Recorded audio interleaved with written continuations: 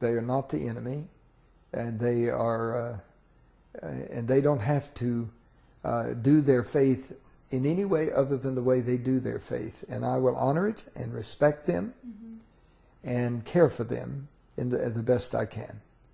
And I think that's what certainly my wife and I have been committed to. And I think Fethullah Gulen is talking about the peace of this world. He believes that education is so critical.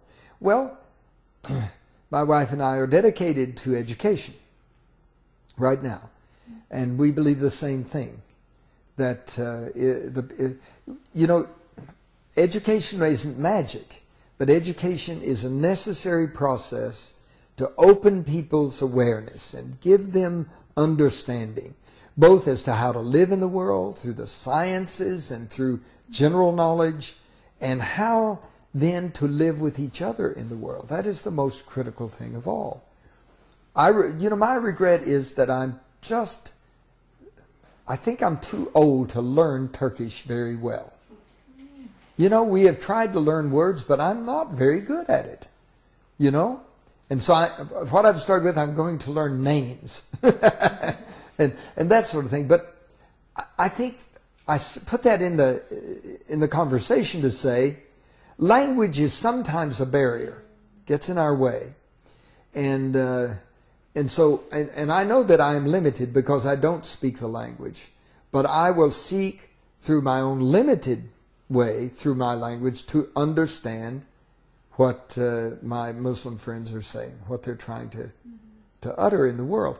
And I believe that that's the great contribution we're all trying to make. And that's huge. Talking about interfaith dialogue, actually, if you go, a French magazine published a cartoon, and it was about Prophet Muhammad and depicting him as a bomb. And this event actually, and before that, Denmark magazine published the sort of same cartoon, and this really disappointed Muslims because, you know, we are sensitive about, we never depict prophets, any prophets, because we just, so what do you think about that? Yes. Well, we heard it on the news, and we were both deeply troubled. My wife and I were deeply troubled about the fact that they would put out a cartoon like that. And of course, what I did appreciate is that the news channel we were watching, CNN, did not show the cartoon. They thought that would be rude, so they did not show the cartoon, and I appreciated that. However, we read about the cartoon and what it did, and I was outraged at this, and here was why I was outraged very clearly.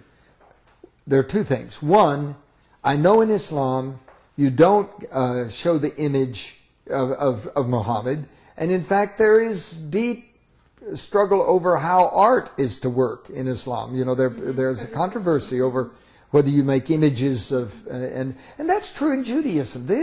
We should know this. And therefore, to make an image of Muhammad could be very insulting in any case. That's number one. Number two, to make an image of Muhammad in a caricature way with a bomb in his turban is terribly outrageous for this reason. It says that to be Muslim is to be a terrorist. You know, that is just, and that is so false. We don't need that reinforced because there's too many people who believe that anyway. You know, especially in America, people who are uninformed, and we don't need that. We don't need that even hinted at. So there is no point in doing that. And I do not believe that the argument from free speech works, because I can remember when I was very active in the American Civil Rights Movement. And in the American Civil Rights Movement, we were trying to support the right of black Americans to full citizenship and equality with the white community. And of course, I was involved in that as a young person, very much supportive of it. And And I remember cartoons about black people coming out. And I remember the black community rose up and they really threatened the local government in the state of Tennessee, and they quit publishing those cartoons. But everybody was saying, free speech, free speech. Yes, we have free speech, but free speech is not absolute. There are many things that I do not say that if I had absolute free speech, I could say anything at all. I cannot simply slander you arbitrarily or lie about you. I have to be held responsible for some of my speech. I believe in the freedom of speech very strongly. But at the same time, I believe that when the conditions of our culture are such that there's already too much tension between the so-called West and East, there's too much tension that we have created that is unnecessary. And I'll speak for my own country because I'm a citizen here. I think America has done some things to create further tension. I think we have not handled things well in many respects, and I can be very critical of my own country as much as I love the country. But I love humanity more than I love the country.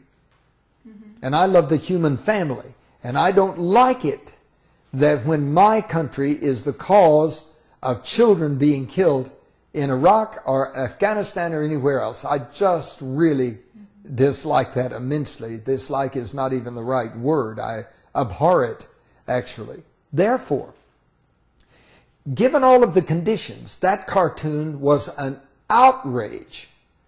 You know, whether or not you had the view that Muhammad should not have his image taken, that itself should be enough. But nevertheless, it was just great folly. Now, what it also bothers me to some extent, the reaction.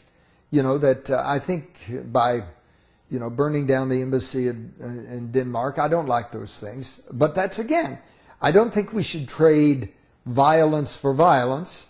I do think that people have a right to speak out. And I don't mind people peacefully assembling and saying, look, you don't say that about, you know, our great prophet. That is wrong. And I would agree very much that they have not only that right, but probably the responsibility to speak out, just like my black friends spoke out about the cartoons in the newspapers in Tennessee in the mid-60s. So I guess what I'm saying is that this is fundamentally an outrage that is rooted in such abysmal ignorance. And that's the reason I keep coming back to education and the Gulen movement's emphasis on it. We've got to nurture children to understand and to appreciate that people are not only different, but the differences are how we thrive. And that has been so puzzling to me, that we have lived, you know, the human species has been around a long time. We should be learning this by now. And I think we have a long way to go. So you are saying that the conflicts based on ignorance, Yes. education is the... I think it is. I think that there are some people who are very willful and do bad things even when they know better. I do think that happens.